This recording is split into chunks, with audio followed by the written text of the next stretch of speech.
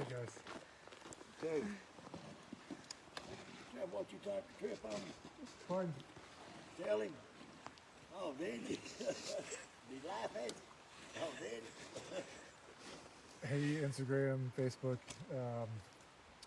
We're wanting to share with you some progress that we've made over the past 6-7 months during this COVID times with the building. So we've been under construction, and just today we kind of wrapped up our big exterior phase, which is the window installation and siding and roof.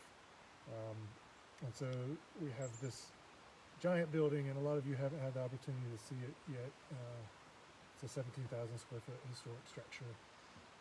It's on the National Historic Registry, and we're kind of in the thick of the construction process, but we've split it into 2 phases, and the first phase is now complete, and we're working on the bid for the second phase.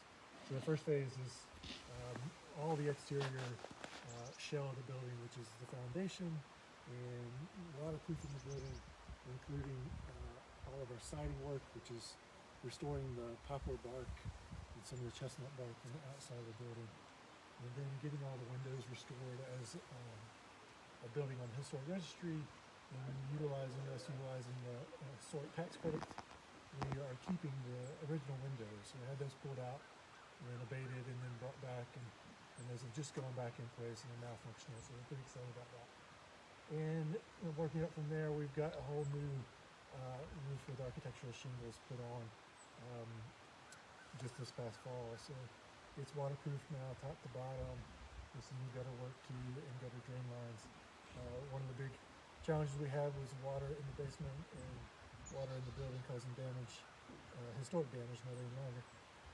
And so we had to rework some of these gutter lines, and we've created a rain garden wetland, which you can't quite see in the snow, but you can kind of picture it a little bit. All the rainwater off of the building is going to this rain garden and dissipating into the groundwater system. So pretty excited about that. And so we've dealt with a lot of those big challenges of water issues with the building, exterior shell, and then we went inside and we fixed some of the structural things and updated the interiors a little bit for modern code and modern standards for structural work. So I want to give you a quick tour, and we'll go in the front door of the building on our porch. We've cut the chestnut bark siding on the front of the building. As a historic component of it, it's fairly well protected, so we feel like it will last quite a while. There's still a little bit of restoration to do there. Hopefully our video cameras won't fall while I'm going down the steps.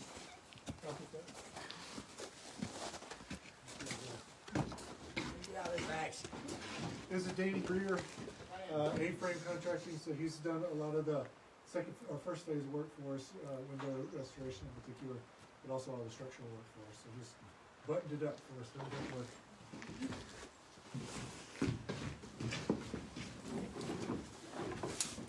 So it's really dark in here, and maybe the cameras can adjust to it, but this is the main stairwell, the foyer. To our left, we're going to have a dining hall, and all of this layout is pretty much identical to the original historic girls' school from 1924. We're not really changing anything. The only thing we're modifying is adding some new bathrooms. But a dining hall here, the main stairwell going to the second floor. We'll have a reception room here, a natural history library, and small museum where we'll have specimen collections, microscopes, and skulls and books and whatnot in here. And then on the end of this corridor, there will be a classroom where we'll do some program activities. And there's an accessible bedroom that's on the tail end of that corridor. On the other end of the building is a small commercial kitchen, which will be able to offer food service to the dining hall. So we'll be using this space as kind of our general public gathering space for both the naturalist rally and for school groups that are coming in and working with us. It'll be kind of a preparatory space in which we can get the kids prepared to go out to the field and do programs outside. And then in the back of the building, on the main floor, is a small chapel. And so we recently, this morning actually, installed the main chapel window in the back. which is very exciting. This is a new design, and the original windows for this chapel, stained glass windows, are in a small, I think it's Lutheran Church, St. Matthew's Lutheran Church up the road. And these are all replicas of those original windows done by Marilyn Peacock, the Glass Peacock company over in Abingdon. She's done a fabulous job with these, especially the one in the back here.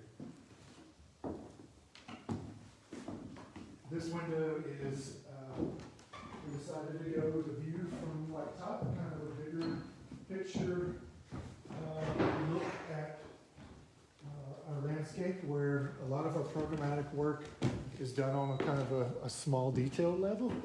This was an opportunity for us to do kind of a bigger visionary approach to interpretive work.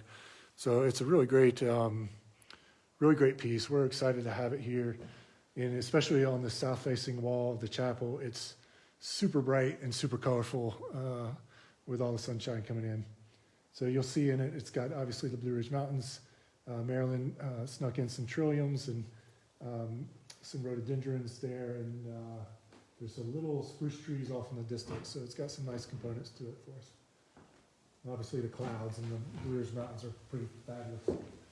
So this is a main meeting hall. You can imagine you're on stage right now talking to the audience at the Naturalist Rally. This will be where we'll have our featured speaker kind of piece, but it'll also be a place where we can have a larger group of kids kind of get together and do a small program if it's raining outside.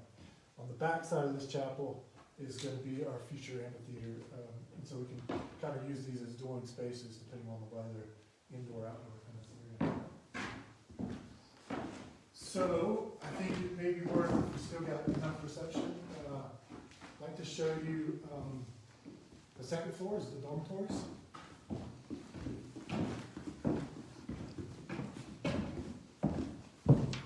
Is there anybody asking any questions about?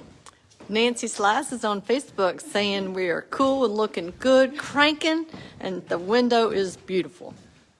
So one of the things to point out here is there's a lot of exposed studs here. This is all going to be restored with new sheetrock, but this has allowed us to access the structural work so we can put in new beams and get everything structurally sound. So it's feeling very strong and stable right now. It's nice to walk through the building and everything is really stout. So that structural work is complete. There's one more beam in the basement that we need to install.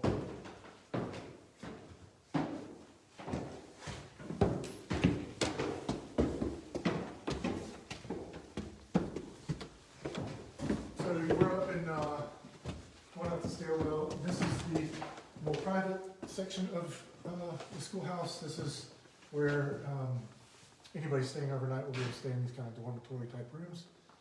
But each room will have its own bathroom. So there are 12 overnight rooms here, each with their own private bathroom. It's kind of a mirrored floor plan.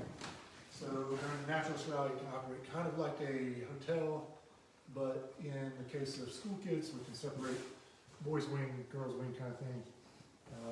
And so got a long corridor, rooms on either side. And we've got out, from the front of the building. You can see we've made the windows operable. It's an important part of the Ridge Discovery Center is being connected with the outside, so the ability to have fresh air, especially in the summertime, and be able to hear all the birds singing. You'll also be looking at a pretty dynamic habitat right here with the rain garden outside of the building. And so I think that's really a core component of our mission is having these old windows operable and getting that fresh air. There's not a lot of birds chirping out there right now. And it's cold. So this is kind of a mirrored floor plan on the two ends of the building. There are shared bathrooms, so it's a little bit different down at the ends. I think it'd be worth it to look at a couple of cool features there. One of the beautiful things about this building being bark is that that bark hosts a lot of wildlife. It's very much a natural ecosystem in and of itself, and that it has moss and it has lichen. And then obviously woodpeckers like to peck on it, and sometimes nuthatches or winter wrens will come in and really eat little aphids.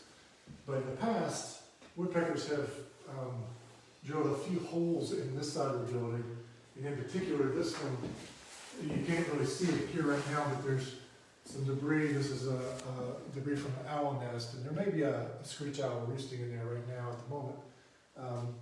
But it's raised a couple of broods of young out of this nest in the past, and so we're hoping to preserve that somehow from the outside and continue to make it kind of an accessible habitat. It's kind of exciting. So whoever's in this room is probably going to be the screech owl room or something. At least the shaking, she's so cold.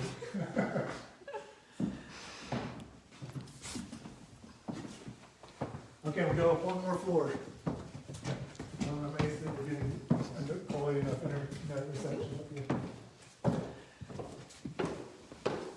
So there's the main floor, the second floor, this is the third floor. A lot of people don't realize that there's actually 4 floors total with a full basement. So it's a very vertical building. This third floor is kind of in the attic of the space, but it's also very unique in that it's got some vaulted ceilings going on. And it's just kind of a really dynamic space looking down into the landscape. So this is a more long-term housing scenario. This will be where we'll have an artist in residence or a researcher in residence, maybe some grad students. Maybe we'll have some interns that stay overnight here, but they're basically small apartments, 3 of them with some communal space on one side. Very kind of cozy and feels like you're up in the special attic space of the building, you know, looking out onto the landscape. And again, you'll be up here, you'll be able to kind of get a good view. I'm glad to see they did a good job with our windows out. So that's the 3 floors. I think Allie and Lisa may talk a little bit more about some other things in the landscape and maybe give you some tour around the rest of the Ridge Discovery Center project. But the schoolhouse is coming along great. We're hoping to have a contract and bid process complete sometime in the end of February for the second phase. And so we're now looking at a 2022 finished complete date for this entire building restored and open. So we're excited, and hopefully you guys can come see it whenever COVID gets gone, and you can come visit and tour in person rather than virtually. So thank you all, and it's good to say hi and share the project with you.